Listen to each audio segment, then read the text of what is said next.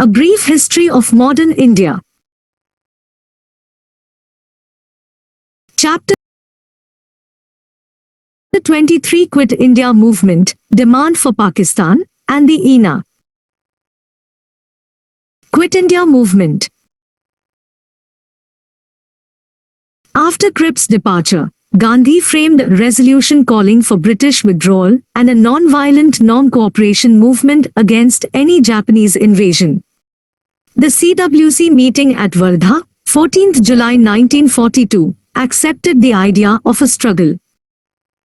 Why start a struggle now? The reasons were several. 1.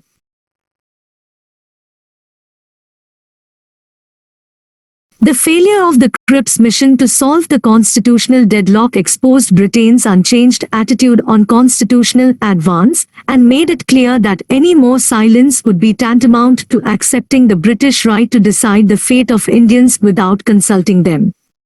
2. There was popular discontent because of rising prices and shortage of rice, salt, etc., and because of factors such as commandeering of boats in Bengal and Orissa. There were fears of Britain following a scorched earth policy in Assam, Bengal and Orissa against possible Japanese advance.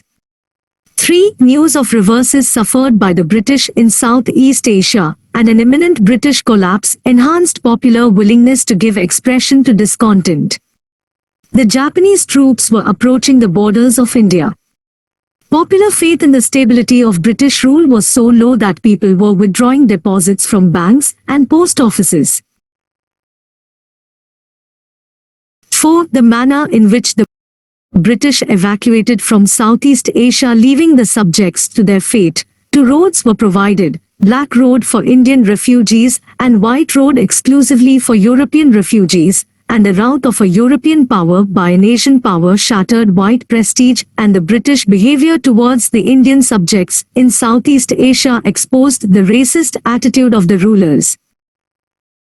5. The leadership wanted to condition the masses for a possible Japanese invasion.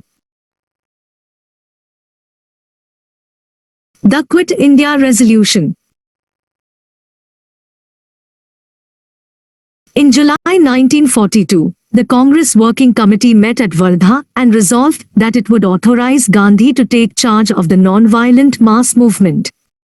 The resolution, generally referred to as the Quit India Resolution, proposed by Jawaharlal Nehru and seconded by Sardar Patel, it was to be approved by the All India Congress Committee meeting in Bombay in August. The Quit India Resolution was ratified at the Congress meeting at Gowalia Tank, Bombay, on 8 August 1942. The meeting also resolved to demand an immediate end to British rule in India, declare commitment of Free India to defend itself against all types of fascism and imperialism, form a provisional government of India after British withdrawal, sanction a civil disobedience movement against British rule. Gandhi was named the leader of the struggle.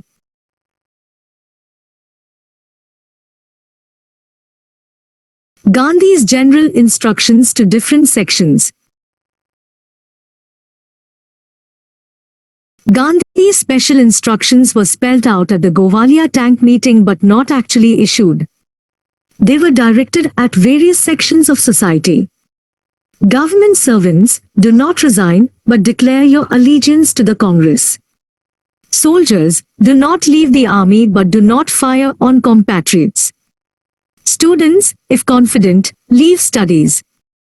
Peasants, if zamindars are anti-government, pay mutually agreed rent, and if zamindars are pro-government, do not pay rent. Princes, support the masses and accept sovereignty of your people. Princely statespeople, support the ruler only if he is anti-government, and declare yourselves to be a part of the Indian nation. Gandhi followed up with the now famous exhortation, here is a mantra, a short one, that I give you. You may imprint it on your hearts and let every breath of yours give expression to it. The mantra is, do or die. We shall either free India or die in the attempt. We shall not live to see the perpetuation of our slavery. Spread of the movement.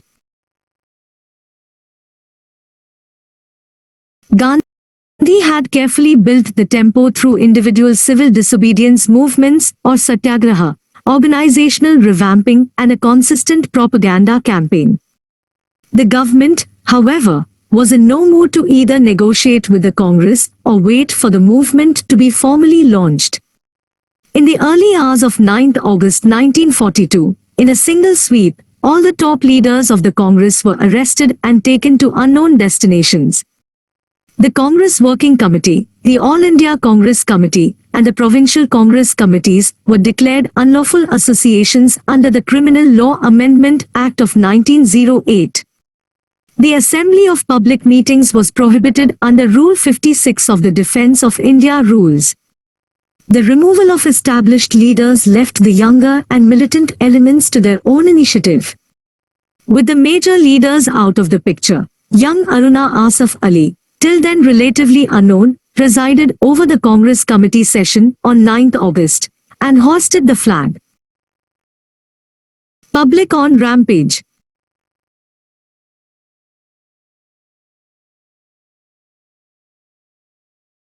The general public attacked symbols of authority and hoisted national flags forcibly on public buildings.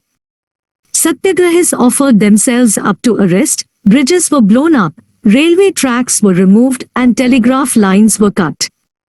This kind of activity was most intense in eastern United Provinces and Bihar. Students responded by going on strike in schools and colleges, participating in processions, writing and distributing illegal news sheets, patrikas, and acting as couriers for underground networks. Workers went on strike in Ahmedabad, Bombay, Jamshedpur, Ahmednagar and Pune. Underground activity. Many nationalists went underground and took to subversive activities. The participants in these activities were the socialists, forward bloc members, Gandhi Ashramites, revolutionary nationalists and local organizations in Bombay, Pune, Satara, Baroda and other parts of Gujarat, Karnataka, Kerala, Andhra, United Provinces, Bihar and Delhi. The main personalities taking up underground activity were Ram Manohar Lohia, Jaiprakash Narayan, Aruna Asaf Ali, Usha Mehta, Biju Patnaik, Chotu Bhai Puranik, Achyut Patwardhan, Sucheta Kripalni and Api Goenka. Usha Mehta started an underground radio in Bombay. This phase of underground activity was meant to keep up popular morale by continuing to provide a line of command and guidance to distribute arms and ammunition.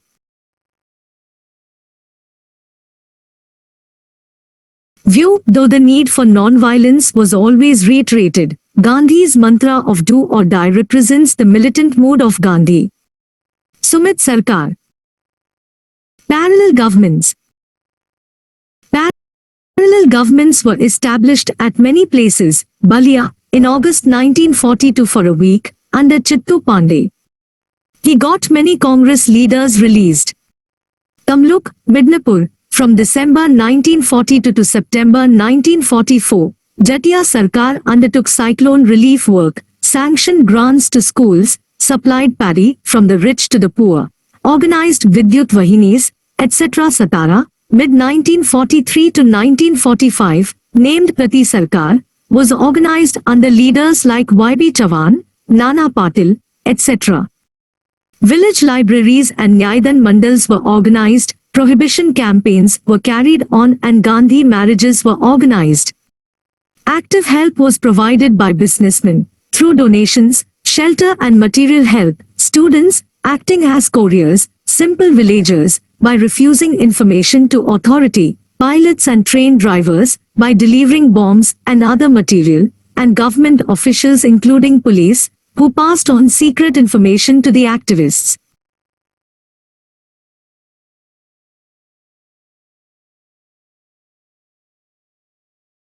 Extent of mass participation. The participation was on many levels. Youth, especially the students of schools and colleges, remained in the forefront. Women, especially school and college girls, actively participated, and included Aruna Asaf Ali, Sucheta Kripalni and Usha Mehta. Workers went on strikes and faced repression. Peasants of all strata were at the heart of the movement. Even some zamindars participated. These peasants concentrated their offensive on symbols of authority, and there was complete absence of anti-zamindar violence. Government officials, especially those belonging to lower levels in police and administration, participated, resulting in erosion of government loyalty. Muslims helped by giving shelter to underground activists. There were no communal clashes during the movement. The communists did not join the movement. In the wake of Russia, where the communists were in power, being attacked by Nazi Germany, the communists began to support the British war against Germany, and the imperialist war became the People's War. The Muslim League opposed the movement, fearing that if the British left India at that time, the minorities would be oppressed by the Hindus. The Hindu Mahasabha boycotted the movement. The princely states showed a low-key response. Government repression. Although martial law was not applied, the repression was severe. Agitating crowds were lathi-charged, tear-gassed and fired upon. The number of those killed is estimated at 10,000. The press was muzzled. The military took over many cities, police and secret service reigned supreme. Rebellious villages were fined heavily, and in many villages, mass flogging was done.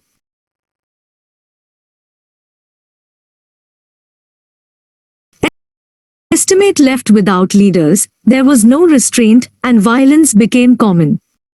Main storm centers of the movement were in eastern United Provinces, Bihar, Midnapur, Maharashtra, Karnataka. Students, workers and peasants were the backbone of the movement, while the upper classes and the bureaucracy remained largely loyal.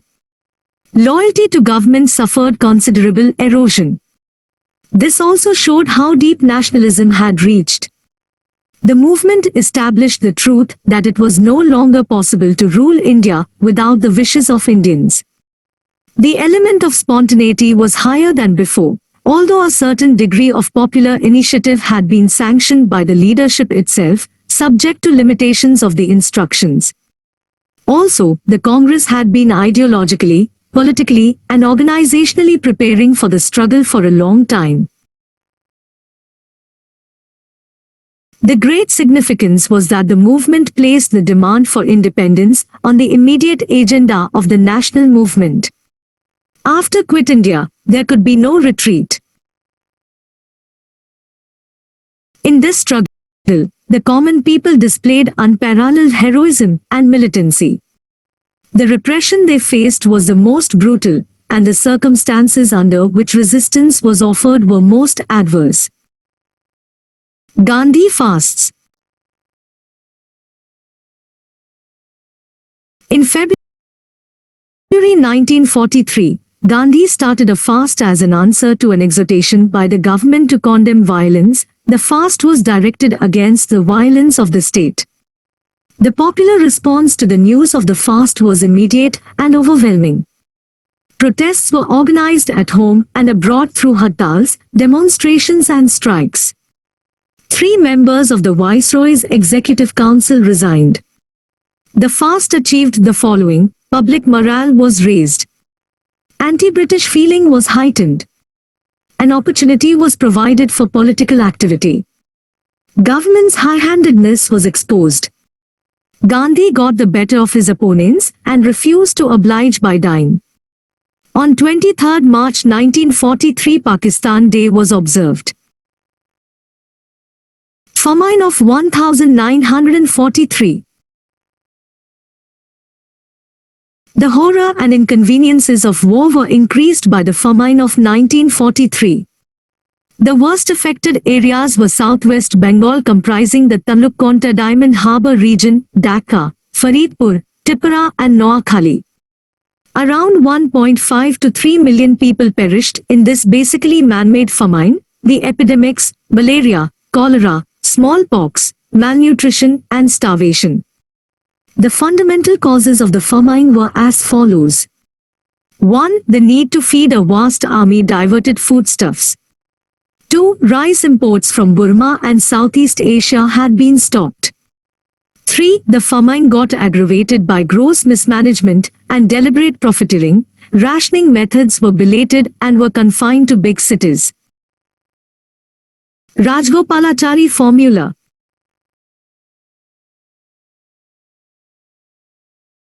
Meanwhile, efforts were on to solve the ongoing constitutional crisis, and some individuals also tried to come up with constitutional proposals. The formula. Rajgopalachari, CR, the veteran Congress leader, prepared a formula for Congress-League cooperation in 1944. It was a tacit acceptance of the League's demand for Pakistan. Gandhi supported the formula. The main points in the CR plan were Muslim League to endorse Congress' demand for independence. League to cooperate with Congress in forming a provisional government at center.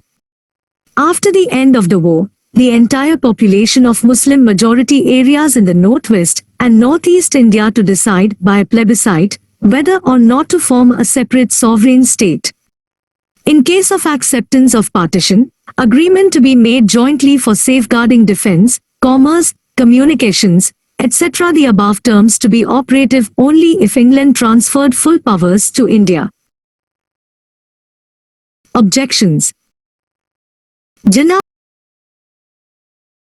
wanted the Congress to accept the two-nation theory. He wanted only the Muslims of Northwest and Northeast to vote in the plebiscite and not the entire population. He also opposed the idea of a common center. While the Congress was ready to cooperate with the League for the independence of the Indian Union, the League did not care for independence of the Union. It was only interested in a separate nation. Hindu leaders led by Veer Savarkar condemned the CR plan. Desai-Liaquat Pact. Efforts continued to end the deadlock. Bhulabhai Desai, leader of the Congress party in the Central Legislative Assembly, met Liaquat Ali Khan, deputy leader of the Muslim League in that assembly, and both of them came up with a draft proposal for the formation of an interim government at the center, consisting of an equal number of persons nominated by the Congress and the League in the Central Legislature. 20% reserved seats for minorities. No settlement could be reached between the Congress and the League on these lines, but the fact that a sort of parity between the Congress and the League was decided upon had far-reaching consequences.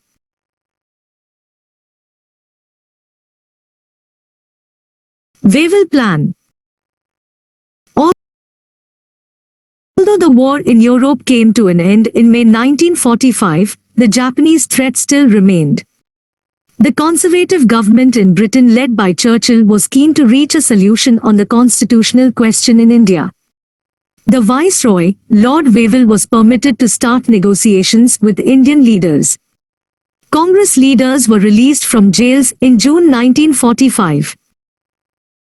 Why the government was keen on a solution now? 1. The general election in England was scheduled for mid-1945. The Conservatives wanted to be seen as sincere on reaching a solution. 2. There was pressure from the Allies to seek further Indian cooperation in the war. 3. The government wanted to divert Indian energies into channels more profitable for the British.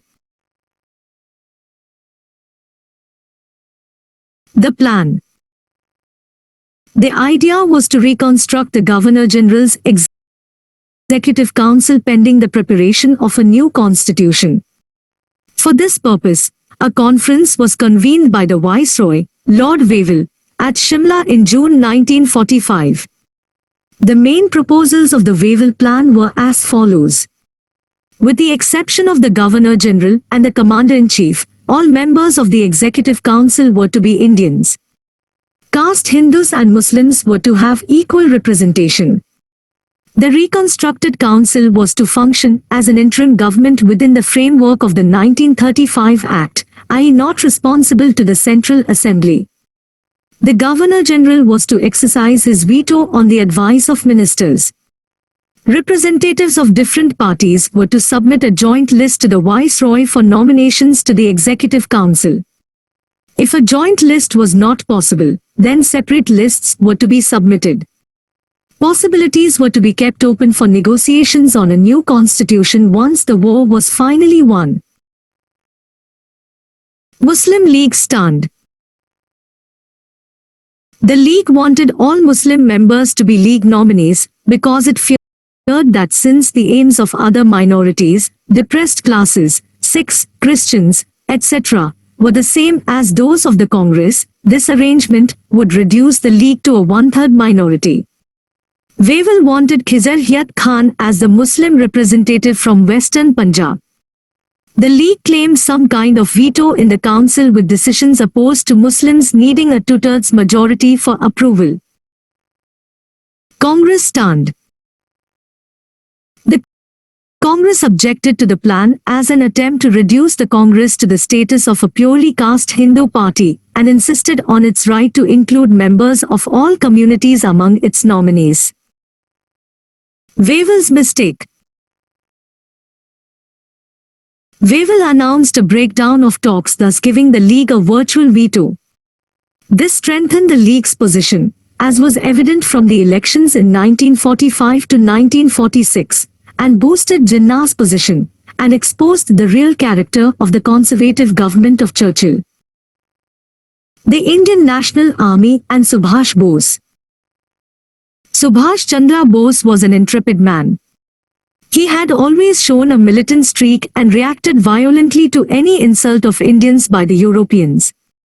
He passed the Indian Civil Services examination, securing 4th position, but resigned from the service in 1921 to join the struggle for freedom by becoming a member of the Congress. His political guru was Chittaranjan Das. He became mayor of Calcutta in 1923. He was jailed many times by the British.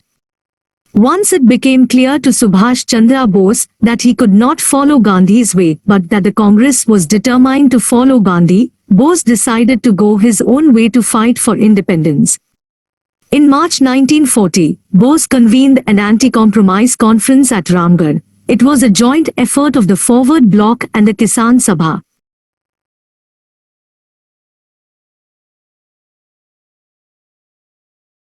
It was resolved at the conference that a worldwide struggle should be launched on 6 April, the first day of the National Week, with a call to the people not to help the imperialist war with any resource, men, money or materials.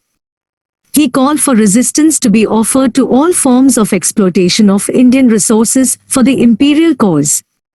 There was enthusiastic participation by the people in the struggle launched on April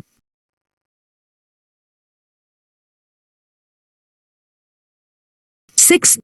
Bose was arrested in July when he protested and tried to launch a satyagraha against a proposed monument for Holwell in Calcutta. He was released from prison and placed under house arrest in December 1940 after a hunger strike. In January 1941, it was reported that Bose had escaped. On 26 January 1941, he reached Peshawar under the pseudonym Ziauddin, helped by Bhagat Ram. Later it was heard that he had left India to supplement from outside the struggle going on at home.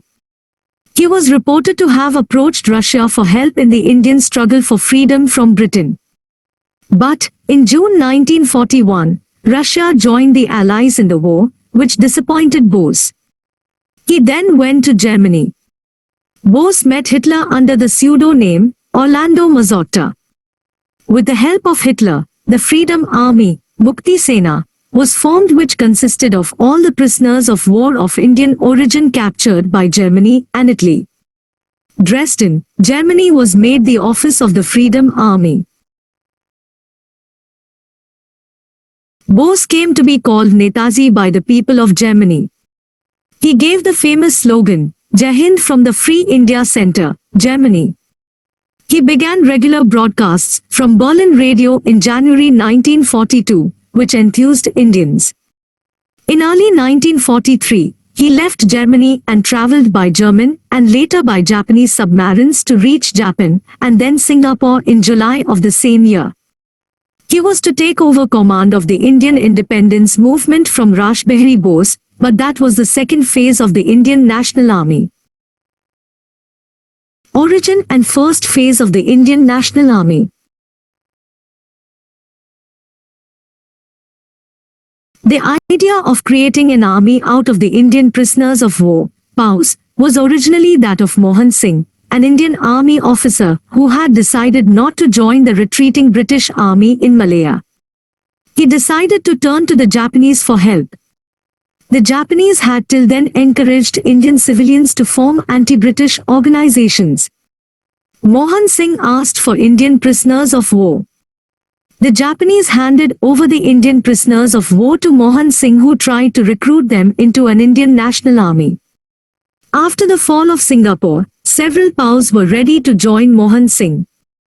By the end of 1942, 40,000 men were ready to join the INA. It was intended that the INA would go into action only on the invitation of the Indian National Congress and the people of India. The move to form this army has been seen by many as a check against the misconduct of the Japanese against Indians in Southeast Asia and as a bulwark against a possible future Japanese occupation of India. The INA got a boost with the outbreak of the Quit India movement in India. In September 1942, the first division of the INA was formed with 16,300 men. With the Japanese contemplating an Indian invasion, the idea of an armed wing of INA seemed more relevant to them. But soon, serious differences emerged between the Indian army officers led by Mohan Singh and the Japanese over the role to be played by the INA. Actually, the Japanese wanted a token force of 2,000 only, while Mohan Singh wanted to raise a much larger army. Mohan Singh was taken into custody by the Japanese. The second phase began with the arrival of Subhash Bose in Singapore. But before that, in June 1943, Subhash Chandra Bose, under pseudo-name Abid Hussain, reached Tokyo, met the Japanese Prime Minister, Tojo. The role of Rash Behari Bose, another great freedom fighter, should also be acknowledged here. He had fled to Japan in 1915 following the failed revolutionary activities. In Japan, Rash Behari Bose eventually became a naturalized citizen. He made a lot of effort in getting the Japanese interested in the Indian independence movement. He became active in Pan-Asian circles, founded the Indian Club of Tokyo, and gave lectures on the evils of Western imperialism. Very early itself, he was impressed by Subhash Chandra Bose. When the Indian National Army was formed by Mohan Singh in Singapore, Rash Behari Bose was greatly excited and left Tokyo for Southeast Asia. It was at a conference in Bangkok, also under Japanese occupation at the time, that it was decided to place the INA under an Indian Independence League whose chairman would be Rash Behari Bose himself. He had created the league in 1942 in Tokyo. When Subhash Bose was sought by the Japanese to lead the INA, he was ready for it. He went to Singapore and met Rash Behari Bose, and the latter happily transferred the control and leadership of the Indian Independence League and the INA to Subhash in July 1943. It must be noted that it was on the organizational spadework done by Rash Behari Bose that Subhash Bose could build up the Indian National Army. Subhash Bose became Supreme Commander of the INA on August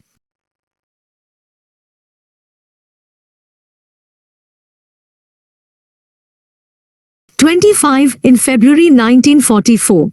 After a collapse of the lungs, Rash Behari's health steadily deteriorated, and he died on 21 January 1945, aged 58.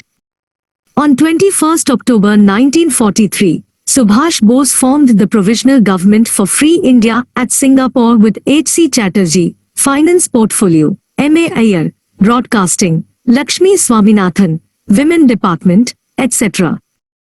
The famous slogan, "Give me blood, "I will give you freedom" was given in Malaya. This provisional government declared war on Britain and the United States and was recognized by the Axis powers. Recruits were trained and funds collected for the ENA. A women's regiment called the Rani Jhansi Regiment was also formed. The ENA headquarters was shifted to Rangoon, in Burma, in January 1944, and the army recruits were to march from there with the war cry "Chalo Delhi" on their lips. On 6 November 1943, Andaman and Nicobar Islands was given by the Japanese army to the ENA. The islands were renamed as Shahid Dweep and Swaraj Dweep respectively. On 6 July 1944, Subhas Bose addressed Mahatma Gandhi as Father of Nation from the Azad Hind Radio, the first person to call Gandhi Father of Nation. He asked for Gandhi's blessings for India's last war of independence. One ENA battalion commanded by Shah Nawaz was allowed to accompany the Japanese army to the Indo-Burma front and participate in the Imphal campaign. However, the Indians received discriminatory treatment from the Japanese, which included being denied rations and arms and being made to do menial work for the Japanese units, and this disgusted and demoralized the ENA units. The Azad Hind Force crossed the Burma border and stood on Indian soil on 18 March 1944. The ENA units subsequently advanced up to Kohima and Imphal. On 14 April, Colonel Malik of the Bahadur Group hoisted the ENA flag for the first time on the Indian mainland at Moiran, in Manipur, where the ENA Memorial Complex stands today, to enthusiastic cries of Jai Hind and Netaji Zindabad.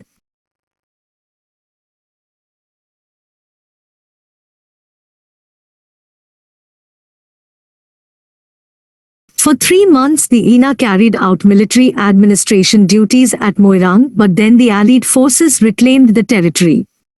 The ENA met the same fate as the Japanese, and all brigades began their withdrawal on 18 July 1944. The steady Japanese retreat thereafter quashed any hopes of the ENA liberating the nation. The retreat continued till mid-1945. On 15 August 1945 the surrender of Japan in the Second World War took place, and with this the ENA also surrendered. On 18 August 1945, reportedly, Subhash Bose died mysteriously in an air crash at Taipei, Taiwan. But when the ENA POWs were brought back to India after the war to be court-martialed, a powerful movement emerged in their defense.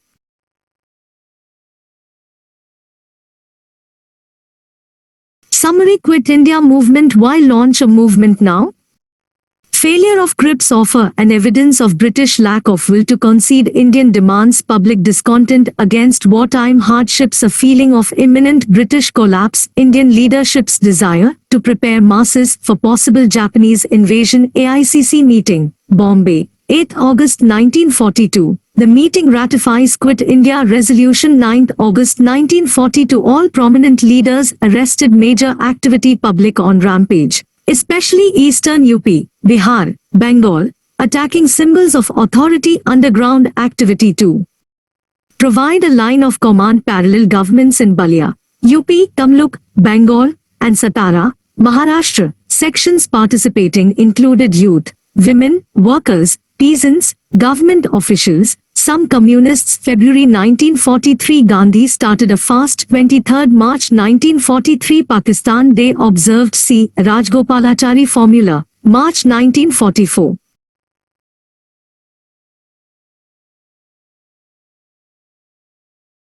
League should immediately support independence for India and cooperate in interim government after war. Muslim majority areas to exercise right to self-determination in case of partition. Common Center for Defense, Commerce, Communications, etc. Jinnah rejected the offer as he wanted Congress to accept the two-nation theory.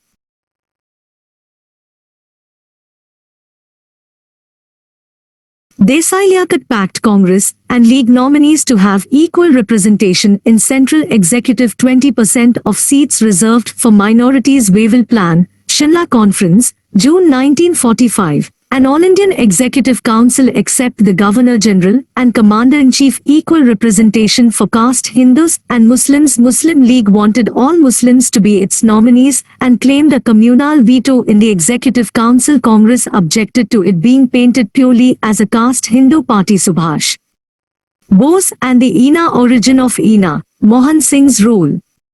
First phase of ENA. Second phase of ENA. Subhash Bose takes over from Rashbehari Bose. ENA achievements, flag hoisted on Indian soil. Retreat of ENA with the Japanese with the end of Second World War.